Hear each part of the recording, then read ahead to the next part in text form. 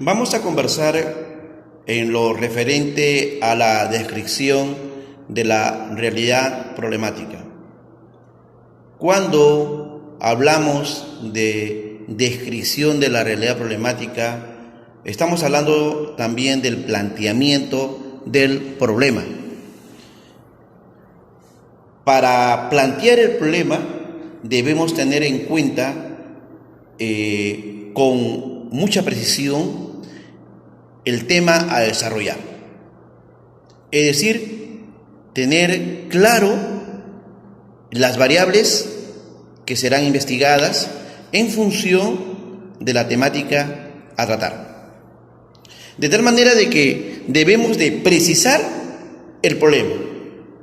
Si, por ejemplo, el problema es niveles de aprendizaje, si el problema es desempeño docente o violencia escolar, entonces tenemos que precisar específicamente el problema, determinar exactamente cuál es el problema.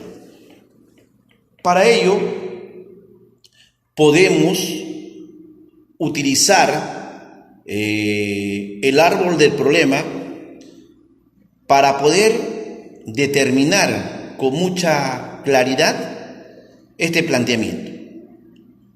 Podemos tener en el centro, dentro de un esquema, y preguntarnos cuál es el problema. A la izquierda de este gráfico podemos preguntarnos cuál es la causa del problema. Hacia la derecha podemos preguntarnos, ¿no?, cuál es la consecuencia del problema, y en la parte inferior podemos decir cuáles serían las posibles soluciones, las posibles mejoras o los aportes para solucionar este problema.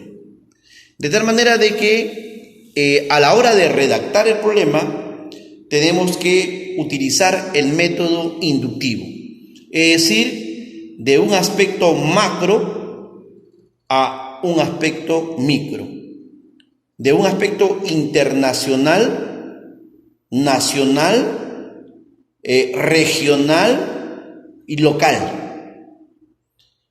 Preguntarnos cómo está actualmente el problema. Entonces, a la hora de redactar la descripción del problema, tenemos que tener en cuenta algunos elementos importantísimos. Por ejemplo, ¿cuál va a ser la estructura de esa descripción del problema? Y podemos plantear que la descripción de ese problema va a estar constituida por un conjunto de párrafos. En un promedio de 7 u 8 párrafos es más que suficiente para describir el problema. Podemos empezar con el primer párrafo, con la parte introductoria, que tiene que ver con el concepto de la variable, con el concepto de esa variable de estudio que indudablemente representa al problema que vamos a analizar, que vamos a estudiar, que vamos a plantear. Lógicamente que esta concepción tiene que tener una fuente, un referente, ¿no? A capítulo siguiente, en otro párrafo, iría pues cómo se encuentra el problema a nivel internacional. En un siguiente párrafo, cómo se encuentra el problema actualmente a nivel nacional. En otro párrafo, de igual forma, cómo se encuentra el problema a nivel regional y luego a nivel local, ¿no? Y por qué no decirlo también a nivel institucional. De tal manera que tenemos un orden para ir redactando en párrafos, ¿no?, la descripción de la realidad problemática. Terminando, ¿no?, con un párrafo que tenga que ver qué sucedería si no se actúa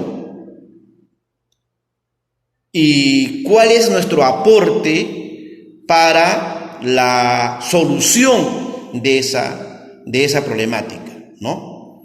Y podemos culminar, cerrar con un conjunto de preguntas, un promedio de 2 a 3 u 4 preguntas referidas justamente a la definición de este problema.